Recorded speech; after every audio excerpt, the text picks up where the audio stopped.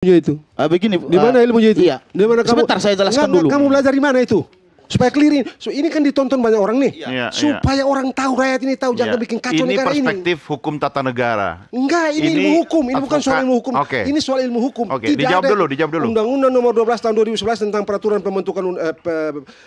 tentang pembentukan peraturan perundangan dan sejumlah putusan Mahkamah Konstitusi clear. Penjelasan pasal bukan pasal. Penjelasan pasal bukan hukum. Titik. Ya dari mana ceritanya itu? Sebentar. Ilmu hukum dari mana kau belajar? Ini saya jelaskan sebentar dulu, Pak. Gini, Pak. Saya tidak mengatakan bahwa penjelasan itu adalah suatu norma, bukan. Tapi itu tidak boleh terpisahkan dengan batang tubuh. Kita lihat pertimbangan Mahkamah Konstitusi yang kemarin bahwa pendapat hakim mengatakan bahwa ketika diterapkannya atau berdasarkan penugasan Kapolri sehingga membuka tafsir luas dan berlawanan dengan batang tubuh. Itu loh di pertimbangannya. Sekarang ini kalau kamu bicara itu nih ya, kalau saya Mikrofon. kalau kita mau bicara, kita bicara supaya tertib kita bernegara gitu ya. Sebab begini, orang mesti mengerti sebuah negara itu disebut negara republik karena negara itu dilaksanakan berdasarkan hukum. Semua di dunia ini, begitu Anda menyebut negara republik, Anda tahu bahwa negara itu diselenggarakan, pemerintahan di negara itu diselenggarakan berdasarkan hukum, seluruh kehidupan di negara itu by Tapi kenapa law. tafsir Anda beda dengan MK, hakim yang memutuskan itu? Nah itu kan soal tafsir. Berarti Anda harusnya komplainnya ke MK dong, hakim MK. Tapi kalau saya komplain juga ngapain sekarang ini kan? Nah, kan saya sudah diputus, sudah berlaku. Iya itu jadi sudah kita mau apa? Cara saya berpikir kan begini selama ini gitu ya. Dan memang kadang saya tahu tidak semua orang juga sejalan dengan saya. Tapi Anda tidak memiliki cara lain atau metode lain atau prosedur lain untuk mengoreksi itu. Begini. Oke, sebentar. Kalau semangatnya ini untuk perbaikan, saya minta pendapatnya Pak Paul dulu. Sebentar. Catatan Anda, silakan. Iya, kami sih menilai begini ya. Pertama, Mahkamah Konstitusi itu ya adalah lembaga yang lahir dari rahim reformasi. Itu catatannya. Sama halnya dengan kepolisian. Kepolisian itu dipisahkan dari ABRI, direstrukturisasi, direposisi. Itu anak reformasi. Iya, untuk membentuk polisi yang profesional. Iya.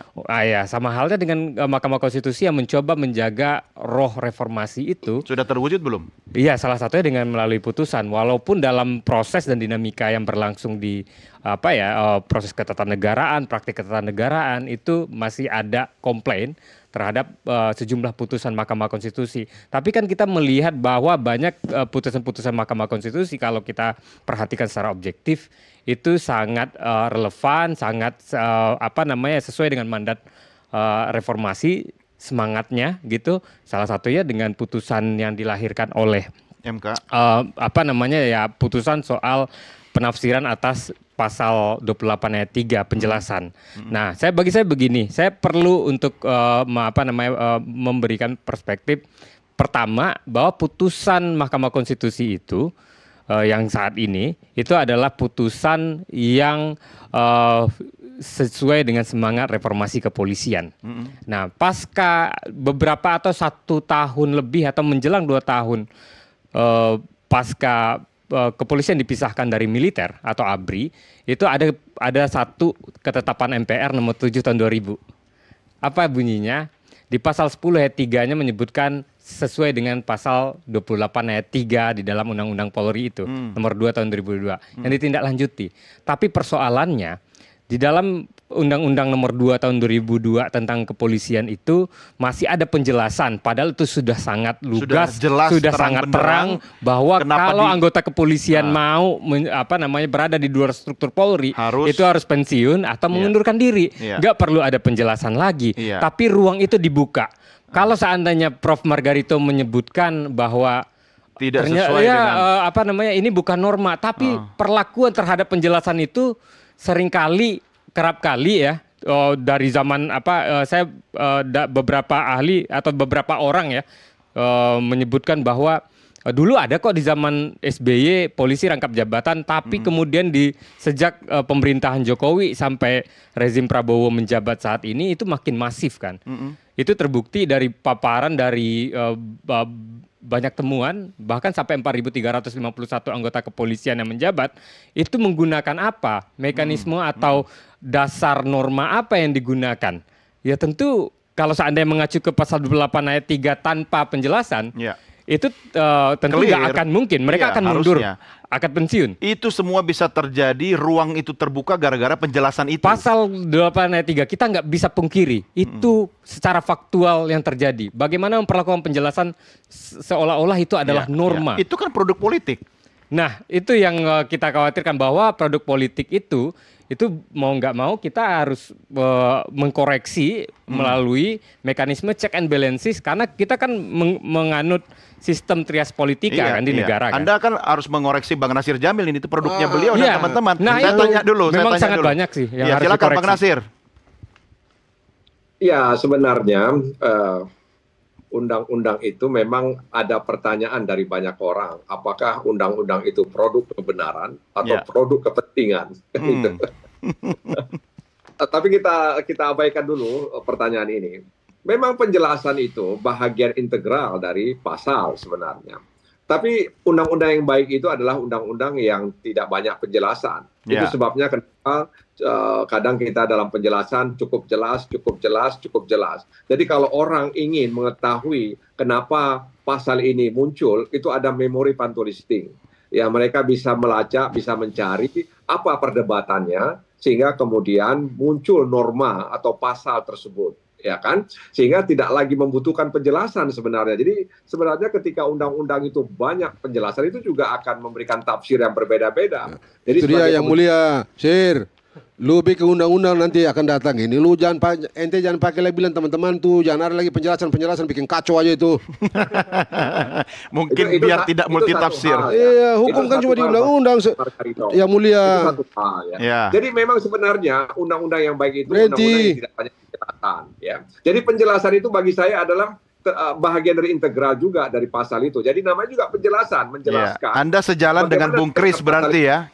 Jadi penjelasan itu sebenarnya adalah supaya bukan hanya pembentuk undang-undang yang memahami maksud itu, tapi juga masyarakat juga bisa memahami maksud daripada pasal yang ada dalam undang-undang tersebut. Tapi itu kan bukan hukum kan ente, Sir? Iya, jadi hukumnya tapi di pasal bahagian dong. Dia tidak bahagian yang tidak terpisahkan. Iya, tapi dari hukumnya di pasal kan, bukan penjelasan kan? Iya, jadi dia bukan pasal, tapi dia bahagian dari dari penjelasan atau bahagian dari integral pasal itu sendiri. Jadi ya itu mungkin orang lain bisa punya pendapat berbeda, tapi sebagai orang yang selama ini mengikuti dan membuat undang-undang, kita pembicaranya seperti itu. Ya, faktanya sekarang sudah diputus, kita mau tidak mau harus menerima karena mengikat kan. Oke, ya kan kalau Pak Margarito mau protes ya ke MK sana. Ya. Tapi MK juga tidak bisa bikin apa-apa juga kalau Iya. sudah diputus, karena Iya. hukum kita, tatanan hukum kita itu tidak menyediakan cara untuk mengoreksi putusan Mahkamah Iya, karena Konstitusi. final and binding kan. Yes, itu dia. Nah, jadi harusnya dari hulunya, yaitu dari DPR. Tuan Ya, tapi Anda jangan Nasir tadi berdebat tuh. dulu berdua. Saya mau nanya dulu sama Bung Kris ini. Artinya apa yang Anda inginkan itu sudah terpenuhi, sudah tercapai misinya, atau masih ada yang kurang? Saya rasa kalau dibilang kurang ya pastinya kurang. Seperti yang sampaikan tadi, yang ditayangkan tadi Menteri Hukum ya, yang menyampaikan bahwa itu tidak berlaku untuk Polri aktif yang setelah tidak menjabat berlaku surut. Oke, Iya. asas retroaktif. Maksud saya begini, di mana dasar hukumnya gitu loh? Karena apa? Karena kalau tidak digunakan asas tersebut, bagaimana Mahkamah Konstitusi mengembalikan kerugian konstitusional yang dirasakan oleh warga masyarakat tersebut? Oke. Itu yang pertama. Yang harusnya haknya sipil. Iya.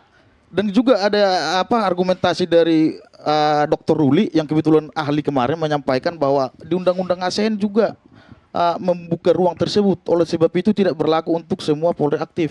Saya sampaikan, memang benar di Undang-Undang ASN, tepatnya pasal 11 ayat 1 mengatakan, ayat 2 sekali mengatakan TNI dan Polri memang bisa berpotensi untuk mengisi jabatan di sana. Tapi jangan kita lupakan, kita baca ayat 3-nya. Sama ayat 4-nya, dikembalikan lagi, dilitimasi lagi, dibatasi lagi, dikembalikan ke Undang-Undang Induk. Apa Undang-Undang Induknya yang kita uji ini? Apa nomor Undang-Undang nomor 2 tahun 2000 tentang Polri? Sah. Jadi bagaimana? Gitu loh. Saya tanya nih, rumusan pasal 28 ini. Ya. Udah berhenti? Berhenti dari jabatan polisi. Kalau udah berhenti dari polisi, Sudah hal tidak hukum, aktif. sudah tidak. Bagaimana caranya kamu masuk ke institusi sipil? Ya, Bagaimana? ya Kalau nggak perlu lagi terikat dengan undang-undang itu toh kalau dia sudah pensiun Nah, misalnya. kalau dia sudah pensiun, kan orang biasa nih. Bagaimana caranya dia bisa masuk lagi ke Oh, justisial? artinya tidak perlu diatur kalau dia sudah pensiun. Kalau sudah dia pensiun, bagaimana caranya memungkinkan dia masuk ke institusi sipil? Oh. Hal hukum apa yang dia miliki, kapasitas hukum apa lagi yang dia miliki untuk dijadikan dasar dia masuk ke institusi sipil? Kalau Kompetensi dia mungkin. sudah, tapi dia sudah selesai dia Saya bisa pensiun. Justru dia udah sebentar, berhenti. Iya, Bukan iya, ya. iya. Dia udah Silakan. berhenti. Itu seperti Izin, Prof. apa Ahmad Doviri itu udah pensiun dari kepolisian, kemudian diangkat oleh Iya.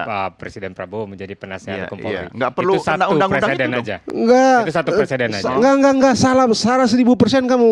Mengapa salah 1000%? Karena udah pensiun. Enggak, dia sudah pensiun. Iya. Jabatan yang angkat itu elected official. Iya.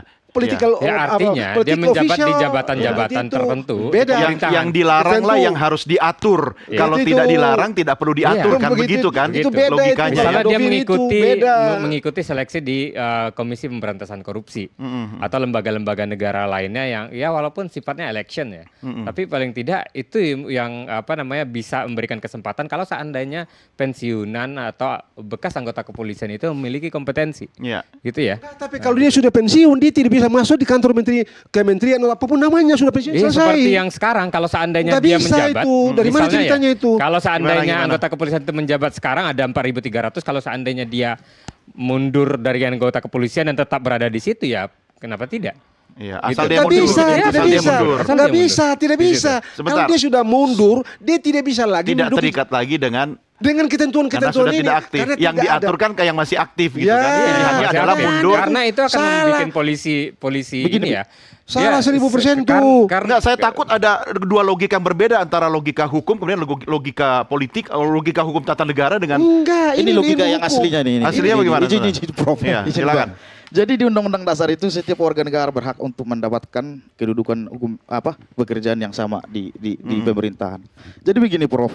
Kalau kita mengikuti analogi Prof tadi, dia menjadi apa? Loh, justru yang kami permasalahkan salah satunya itu setiap warga negara berhak seperti yang disampaikan tadi bahwa kompetensinya karena contoh ketua KPK itu bukan karena kepolisiannya yang diambil tapi pengalaman dan kompetensinya. Kita lihat undang-undang KPK syarat menjadi ketua KPK emang harus polisi? Enggak dong. dia tidak mewakili institusi asalnya. Bukan. Benar ya? Iyalah. masih menjadi polisi aktif Benar. kan? Kita lihat di undang-undang KPK syarat untuk menjadi ketua KPK itu bukan syarat mutlak harus Polri. Begitu loh. Tapi Justru karena dia berpengalaman di institusi kepolisian Nah, itu, karena pengalamannya lah dia dipakai begitu. dan dengan demikian kalau dia mengundurkan diri ikut contoh Seleksi. ada seleksi yaitu berarti hak warga negara Indonesia itu sama Iya. sesuai dengan Iya. undang-undang Tapi dia dasar. polisi kan? Untuk Iya, kalau dia untuk mundur. menempati Tapi dia sama polisi kan? Kalau mundur Ya artinya Prof. kalau untuk mengikuti kalau- proses seleksi di Sekarang dia jabatan sudah mundur sipil loh. kan Sekarang dia equal mundur ya ya? dengan warga negara lainnya. Iya, iya. Itu berbasis kompetensi. Itu Iya. yang kita harapkan untuk sistem merit atau meritokrasi di negara ini kan. Kalau dia memang bekas anggota kepolisian yang memiliki kompetensi, kenapa tidak untuk duduk di jabatan sipil? Asalkan melepaskan Jabatannya. seragam dan jabatannya sebagai anggota kepolisian. Itu secara norma. Tapi kalau kita berkaca semangat reformasi kepolisian itu bagaimana kepolisian direform agar keluar dari fungsi politik dan bisnis. Fungsi politik dan bisnis itu ya di luar struktur kepolisian itu. Iya. Iya kan? Di luar struktur kepolisian itu supaya dia nggak berada di jabatan Iya, dirjen. kalau lu mau politik, mau tidak bisnis, apa, jadi ya polisi. udah, jadi Tapi anggota begini, kepolisian saja tapi begini. supaya profesional kan? Gimana? No, kita mesti bikin jelas ini. Tidak ada satupun fungsi politik yang dimiliki oleh polisi. Polisi termasuk Nggak ada fungsi itu. bisnis, tidak tidak ada. ada. Tidak ada itu, tidak ada fungsi yang diatur dalam Ya, undang-undang. jadi Mungkin jangan karena dia melenceng, jadi dia jangan jangan- jangan lain ditafsirkan lagi. begini. Justru Jangan- itulah. jangan ditafsirkan terlalu kaku dan rigid ya. Tidak bisa. Untuk itu. Nggak bisa. Kalau seandainya polisi itu profesional keluar dari fungsi politik dan bisnis, kepolisian itu akan menjalankan agenda kepolisian sebagaimana diatur oleh Bukankah konstitusi. undang-undang regulasi atau Sebagai aturan penegak harus hukum. kaku dan rigid? Ya, harusnya kan memang tidak ada, kan kita ini negara hukum yang basisnya adalah kepastian hukum Iya. kan. Kenapa MK memutuskan salah satu alasannya karena kepastian hukum kan, selain konteks netralitas dan juga profesionalisme gitu. Nah, kepolisian dalam hal ini ya memang harus dibentuk profesional karena profesional itu berbasis konstitusi. Iya. Apa kata konstitusi di pasal 30 ayat 4? Polisi itu menjaga ketertiban dan keamanan dan melakukan kerja-kerja penegakan hukum. Iya. Menegakkan hukum, melayani, melindungi dan mengayomi masyarakat kan dalam kapasitas itu. Nah, itu yang harus direfocusing kepada kepolisian. kita lihat ya, banyak presiden kepolisian itu tidak profesional. Data BPS menunjukkan bahwa polisi itu aja, bahkan Wakapolri baru saja mengatakan Damkar jauh lebih gesit ketimbang anggota polisi sendiri. Gimana polisi itu profesional kalau seandainya kerjanya itu ngurusin kementerian ini, lembaga negara itu sibuk ngurus beras, distribusi beras, panen jagung. Ditambah rasio polisi aja masih kurang, dia harus ngurus sana sini. Bilang rasio polisi masih kurang. Saya harus jeda dulu, nanti kita lanjutkan di segmen berikutnya ya. Pemirsa jangan kemana-mana, Merah Putih segera kembali sesaat lagi.